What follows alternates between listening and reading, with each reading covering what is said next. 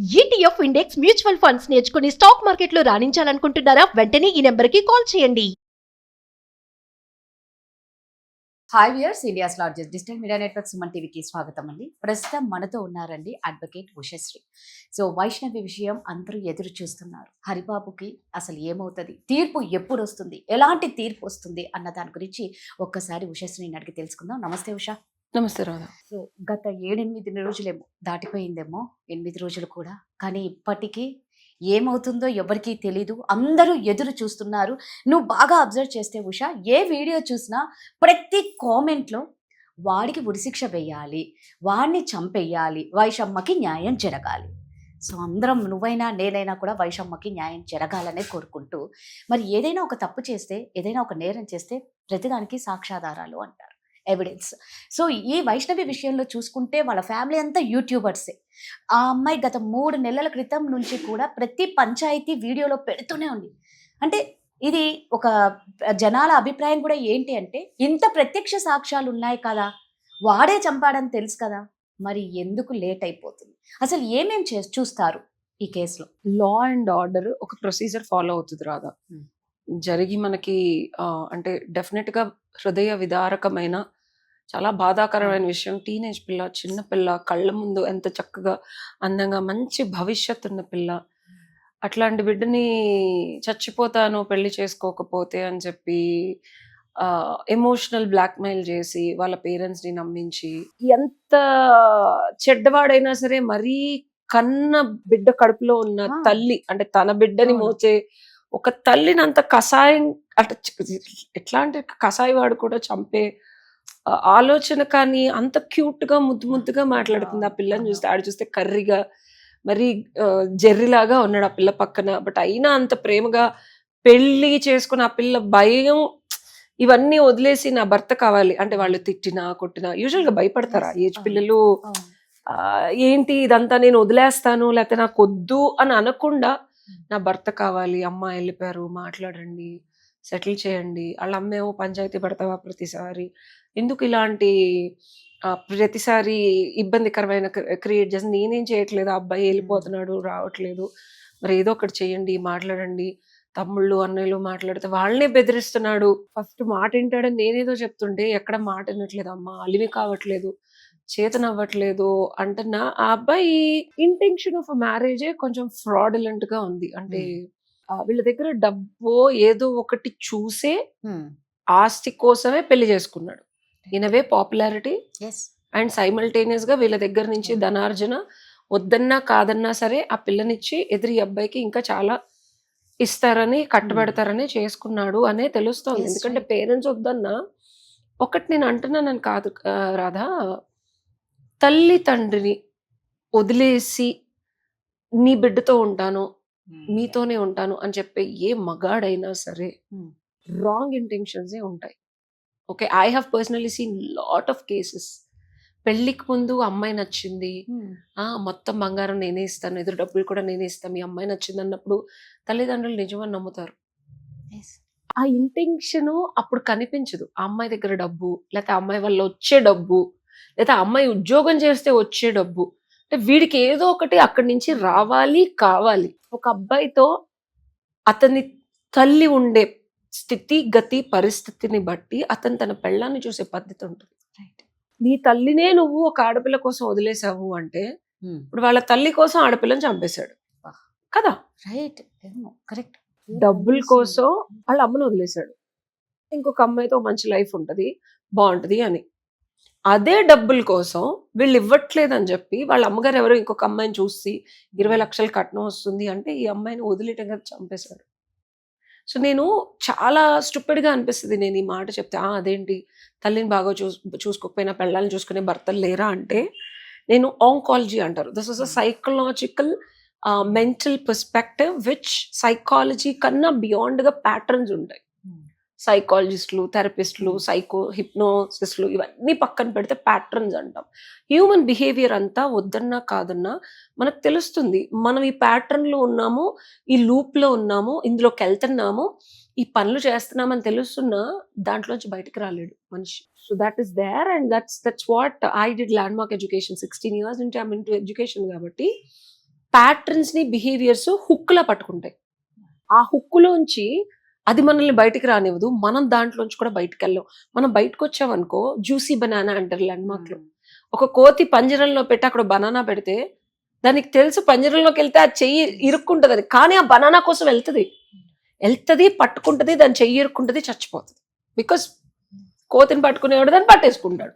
So these are the patterns. ఎప్పుడు నేను అమ్మాయికి వాళ్ళ నాన్నతో ఉండే రిలేషన్షిప్, అబ్బాయికి వాళ్ళ అమ్మతో ఉండే రిలేషన్షిప్ చాలా చాలా చాలా చాలా చాలా ఇంపార్టెంట్. తల్లిని చెల్లి అక్క ఎన్ని వదిలేసి తల్లితో ఉండే ఇన్కంప్లీషన్స్ అన్నీ it will reflect in the relationship with wife.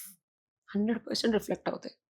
Biggest ఎవిడెన్సే అది. వాళ్ళ అమ్మగారు ఎంత దుర్భాషలు, ఎంత నీచంగా మాట్లాడి అట్లాంటి ఫ్యామిలీలోకి ఈ అమ్మాయిని పంపించి ఎవిడెన్స్ చాలా క్లియర్ కట్ గా చెప్తుంది. ఆ అబ్బాయి ఫేషియల్ ఎక్స్ప్రెషన్స్ కూడా కనిపిస్తున్నాయి. ప్రెగ్నెంట్ అయిందంటే that was like shock, and then his lot of నటిస్తున్నాడు. సో ఇదే బిగ్గెస్ట్ ఎవిడెన్స్. ఇప్పుడు మెంటల్ గా బాగాలేదు, సైకలాజికల్ ప్రాబ్లం ఉంది, insane mind, is very good with నటన. ఇది బిగ్గెస్ట్ ఎవిడెన్స్ గా వాడుకోవచ్చు మనం. ఓకే. ప్రతి వీడియోని కనుక మనం ఎడిట్ చేసి గమనిస్తే కొంతమంది దాన్ని ఎడిట్ చేసి చూపించినవి వస్తున్నాయి. పోలీసులు ఏంటంటే ప్రతిదానికి ప్రాసెస్ ఉంటుంది. ఇప్పుడు ఎఫ్ఐఆర్ ఫైల్ అయింది అండ్ ఇన్వెస్టిగేషన్ చేస్తారు. ఇన్వెస్టిగేషన్ చేసిన తర్వాత ఛార్జ్ షీట్ వేస్తారు. ఛార్జ్ షీట్ లో వాళ్ళు ఇన్వెస్టిగేషన్ ఆఫీసర్స్ అందరూ ఎవిడెన్స్ కలెక్ట్ చేస్తారు. వాళ్ళ అమ్మని, అన్నని, చుట్టుపక్కల వాళ్ళని, ఇలా అందరినీ ఎవరైతే సాక్ష్యాధారాలు చెప్తారో కలెక్ట్ చేస్తారో అవన్నీ ఛార్జ్ షీట్ లో వేసి ఇది జరిగింది, వీళ్ళు ఇలా అన్నారు, ఇలా చెప్పారు, ఇవి సాక్ష్యాధారాలు అని చెప్పి ఛార్జ్ షీట్ పడుతుంది. ద మొమెంట్ ఛార్జ్ షీట్ వేసిన తర్వాత దానికి తగ్గట్టు సెక్షన్స్ అప్లై అవుతాయి. మోస్ట్లీ ఇది డౌరీ డెత్ కేసు కిందే వస్తుంది. మెంటల్ హెరాస్మెంట్, క్రూయాలిటీ, అండ్ వాళ్ళ అమ్మ నాన్న కూడా ఇన్వాల్వ్ అవ్వాలి ఇందులో, అయి ఉంటుంది. ఎందుకంటే ఫోన్ రికార్డ్స్ తీస్తారు డెఫినెట్ గా. ఈ ప్రాసెస్ లో ఇన్వెస్టిగేషన్ లో డెఫినెట్ గా ఆ అబ్బాయి ఎవరెవరితో కమ్యూనికేషన్ లో ఉన్నాడు, కత్తి ఎక్కడి నుంచి తెచ్చాడు, ప్లాన్ ఎట్లా చేశాడు, ఎవరొక అమ్మాయితోనూ, మరి ఐ డోంట్ నో మరి అమ్మాయితో ఉన్నాడో అబ్బాయితో ఉన్నాడో, గాడ్ నోస్. చాలా వీడియోస్ అదే చెప్తున్నా, అమ్మాయితో ఉన్నాడో అబ్బాయితో ఉన్నాడో, God knows, because of the trend that is happening, God knows. So ఆ పర్సన్ కూడా ఏమన్నా ఇన్వాల్వ్మెంట్ ఉందా ఈ అమ్మాయిని చంపేయడానికి, ఎంతో కొంత డబ్బులు తీసుకొని వచ్చేసి అయిపోయింది, ఏదో అయిపోయింది, తొందరగా ఫినిష్ చేసుకుని వచ్చేస్తే మనం కలిసి ఉండం. అసలు అట్లాంటి ఇంటెన్షన్ అబ్బాయికి ఉన్నప్పుడు పెళ్లి చేసుకోకూడదు నన్ను అడిగితే. బట్ ఒక్కటే నేను చెప్తాను రాదా, పల్లెటూరులో ఎలా ఉంటదంటే భర్త, కాపురం, కడుపులో బిడ్డ ఉంది, 19 ఏళ్ళే, జీవితం చాలా ఎక్కువ ఉంది అని ఎక్కడ చూసినా వాళ్ళ పేరెంట్స్ కన్విన్సింగే కనిపిస్తుంది. అబ్బాయి కూడా కాలు మీద కాలు వేసుకొని, పిల్లనిచ్చిన తల్లిదండ్రులు ఎవరైనా కూతురు జీవితం కదా రాదా, ఎండ్ ఆఫ్ ద డే కూతురు జీవితం ఎవరు రోడ్డు మీద పెట్టుకోవాలనుకోరు, బిడ్డకి రెస్పాన్సిబిలిటీ తండ్రే కదా. అంటే మనం అనుకోము, చాలా మంది ఇంతవరకు వస్తుందని అనుకోలేదు. క్రుయాలిటీ ఇంత విపరీతంగా, వాడు అంత కత్తిపోట్లు పొడి చేసి చంపేసి తర్వాత ఏదో రకంగా ఇంకో పెళ్లి చేసుకుని 20 లక్షలు కట్నం తీసుకుందాము. అసలు అతని నటనా ప్రావీణ్యం నీకు వీడియోలోనే కనిపిస్తుంది. అవును, ప్రతి వీడియోలో అలాగే ఉన్నాడు. అండ్ అంత ఈజీగా ఆ అబ్బాయి ఏమి హత్య చేయలేదు. డెఫినెట్ గా అందులోంచి బయటకు రావడానికి యత్నాలు, ప్రయత్నాలు, ప్లానింగ్లు అన్ని ఉంటాయి. And I don't think police officers కానీ, మన లా అండ్ ఆర్డర్ కానీ ఏదో ఇన్ఫ్లుయెన్స్ ఉంటే వాళ్ళు ఏం చేయరు అనేది ఏమి ఉండదు. లా అండ్ ఆర్డర్ లో ఇది తర్వాత ఛార్జ్ షీట్ ఫైల్ అయిన తర్వాత అప్లై అయిన సెక్షన్స్ ప్రకారం అతన్ని డెఫినెట్ గా అరెస్ట్ చేస్తారు. బికాస్ అరెస్ట్ అయ్యే సెక్షన్సే ఉన్నాయి. అండ్ క్లియర్ కట్ గా 7 years నుంచి లైఫ్ ఇంప్రిజన్మెంట్ వరకు పడటానికి ఉంటుంది. అండ్ ఇంకా గట్టిగా ప్రూవ్ అయితే ఉరి శిక్ష వేయడానికి కూడా అది మన ఎవిడెన్స్ లో. నెక్స్ట్ ఇతన్ని జైల్లో పెట్టిన తర్వాత కోర్టు వారు అంటే మెజిస్ట్రేట్ గారి ముందు ట్రయల్ మొదలవుతుంది. ఓకే, ట్రయల్ లో ఎవరెవరైతే వీళ్ళు ఇన్వెస్టిగేషన్ ఆఫీసర్స్ కలెక్ట్ చేసి ఫలానా వాళ్ళు ఎవిడెన్స్లు చెప్పారన్నారో వాళ్ళు కూడా అక్కడికి వచ్చి సేమ్ అలానే చెప్పాలి. అండ్ పబ్లిక్ ప్రాసిక్యూటర్ గారు ఉంటారు మన తరఫున, అపోజిషన్ వాళ్ళు అడ్వకేట్ ని పెట్టుకుంటారు. సో వాళ్ళు మనల్ని క్రాస్ చేస్తారు, మనం కూడా వాళ్ళని క్రాస్ చేస్తాము. ఇందులో మెజిస్ట్రేట్ గారికి ఇది ఖండించని విధంగా ఇతనే తప్పు చేశాడు, ఖండించడానికి ఎక్కడా లేదు, చేయలేదు అంటే ఇమ్మీడియట్ గా ఎంత నోరు నెత్తి బాదుకొని అతను నేను మర్డర్ చేయలేదు అన్నా సరే డెఫినెట్ గా శిక్ష పడుతుంది. బికాస్ ఎవిడెన్స్లు అన్ని అలాగే ఉన్నాయి.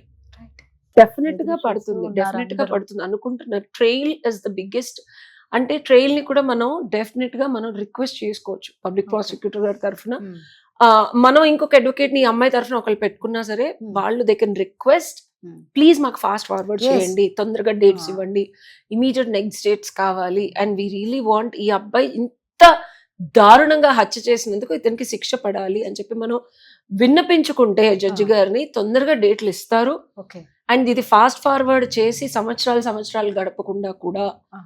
మనం దీన్ని ప్రూవ్ చేసి 100% ప్రూవ్ చేయగలిగే సత్తా పబ్లిక్ ప్రాసిక్యూటర్ గారికి ఉంటుంది. అండ్ వీళ్ళు పెట్టుకున్న ఒక అడ్వకేట్ ట్రయల్లో కనుక కరెక్ట్ క్వశ్చన్స్ అడిగి అతన్ని కనుక మనం నిలదీయగలిగితే డెఫినెట్ గా శిక్ష పడుతుంది. అసలు నువ్వు చెప్తూ ఉంటేనే అది ఎప్పుడెప్పుడా అని నిజంగా అందరు పడుతుంది రాదా? నేను రీసెంట్ జడ్జ్మెంట్స్ అన్ని లాస్ట్ మనం మనం 3 ఏళ్ళ నుంచి చేస్తున్నాం, 2 ఏళ్ళ నుంచి ఈ 1 year లో ఎన్ని జడ్జ్మెంట్స్ వచ్చాయి Yes, సుప్రీం కోర్ట్ నుంచి అంటున్నాను కదా. అవును. నేను ద మొమెంట్ ఒక సిచ్యువేషన్ జరుగుతుంది సొసైటీలో, ఎప్పుడైనా సరే వరకట్న వేధింపులు ఎంతో కొంత 498 కట్టుదిట్టడి చేయడం వల్ల తగ్గాయి, కానీ మిస్యూజ్ ఎక్కువ అవుతుంది అని Yes. చెప్పి దాన్ని మనం కొంచెం సరళీకృతం చేసుకోవాల్సి వచ్చింది. లేకపోతే మాట్లాడితే తూ అంటే తా అంటే ఊ అంటే ఆ అంటే అమ్మాయిలు వెళ్ళిపోయి వాళ్ళ ఫ్యామిలీ మీద, వాళ్ళ అక్కల మీద, వాళ్ళ అన్నల మీద, వాళ్ళ భార్యలు వాళ్ళ పిల్లల మీద కూడా పెట్టి ఇబ్బందికరమైన పరిస్థితుల్లో 90% wrong misuse and wrongful intentions తో చేస్తున్నారు కాబట్టి అరెస్ట్ అవన్నీ వారించారు. This is precisely a dowry harassment death also. సరే, ఎక్స్ట్రా మ్యారిటల్ ఎఫ్ఐఆర్ కి మనకి ఇప్పుడు శిక్షలు లేవు, కానీ ఇంటెన్షన్ అనేది వాళ్ళు కనుక ప్రేరేపించబడితే వాళ్ళకు కూడా ఇతను ఎవరైతే ఇంకొక అమ్మాయితోనో లేకపోతే అబ్బాయితోనో లేకపోతే ఇతరత్రా మనుషులతోనో మాట్లాడుతున్నారో వాళ్ళు కనుక ఈ డెత్ కారణమై ఉంటే వాళ్ళని కూడా మనం బాధ్యుల్ని చేస్తాం. వాళ్ళు కూడా గమనార్హంగా శిక్షని అనుభవించాల్సిన అవసరం ఉంటుంది. బికాజ్ ఇంటెన్షన్ వాళ్ళ అయినప్పటికీ చేసింది ఇతను చేసి ప్రేరేపణ వాళ్ళు కనుక కలిగించి ఉంటే ఆ సాక్ష్యాధారాలు కనుక మనకి ఫోన్ రికార్డ్స్ అవనివ్వు, వాట్సాప్ మెసేజ్లు అవనివ్వు, లేకపోతే కత్తి పలానా దగ్గర కొంటం అవనివ్వు, అన్ని ఏదైనా సరే ఆ ఎక్స్ట్రా మ్యారిటల్ అమ్మాయి చెప్పినా, వీళ్ళ తల్లిదండ్రులు చెప్పినా, లేకపోతే వాళ్ళు ఇదేదో ఒకటి కంప్లీట్ చేసుకొని వచ్చేసే నీకు ఇంకో పెళ్లి చేస్తావన్నా ప్రతిదీ ప్రూఫ్లు ఉంటాయి. పోలీస్ వాళ్ళు తలుచుకుంటే అసలు పెద్ద విషయం కాదు ఎవిడెన్స్ తీయడం. క్లియర్ కట్ గా ఎవిడెన్షియల్ డౌరీ డెత్ ఇది, అండ్ అతనే పొడిచాడు, అన్ని తెలిసిపోతున్నాయి. డెఫినెట్ గా శిక్ష అనేది మనం ట్రయల్ ని రిక్వెస్ట్ తో జడ్జి గారిని కనుక మాకు కొంచెం ఫాస్ట్ ఫార్వర్డ్ చేయండి, న్యాయం జరగాలి అంటే మన courts are very good now. మనం ఇదివరకుట్లాగా లేదు, సంవత్సరాలు ఏం పట్టదో, can be done in a very quicker way. నువ్వు చెప్పినట్టు నిజంగా అందరూ ఆ శుభవార్త ఎప్పుడు వింటామా, వైషమ్మకి ఎప్పుడు న్యాయం జరుగుతుందా అని అందరూ నేను ఆ అమ్మాయి నిజంగా ఆ సోల్ ఎక్కడున్నా, ఎందుకంటే చనిపోయిన వాళ్ళు ఆ 11 రోజులు లేకపోతే ఘోష, నాకు ఆడపిల్ల, టీనేజ్ పిల్ల, ప్రెగ్నెంట్ గా ఉన్న పిల్ల, మే హర్ సోల్. ఎందుకంటే ఇది చూసన్నా, ఎందుకంటే నా వంతు ప్రయత్నం డిపార్టెడ్ సోల్స్ అంటారు రాధా, ఎందుకంటే నేను ఎంత చేయగలనో నేనంత ఆ అమ్మాయి తరఫున కుదిరినంత మనం సపోర్ట్ చేయాలి. అట్లీస్ట్ ఆ పిల్ల ఆత్మన్న శాంతిస్తుంది. ఇంతమంది ఆ అమ్మాయి వేదనని అర్థం చేసుకొని రోధిస్తూ వ్యర్థం కాకుండా అమ్మాయి బ్రతుకు జీవితం, ఇంకొక ఆడపిల్ల ఇంకొకసారి ఏ మగాడైనా తల మీద అసలు పొడవటం కాదు, చెయ్యేసి కొట్టాలన్న ఆలోచించేలాగా శిక్ష పడాలి. అండ్ డెఫినెట్ గా అప్డేటెడ్ లాస్ కూడా రావాలి. Thank you. Thank you.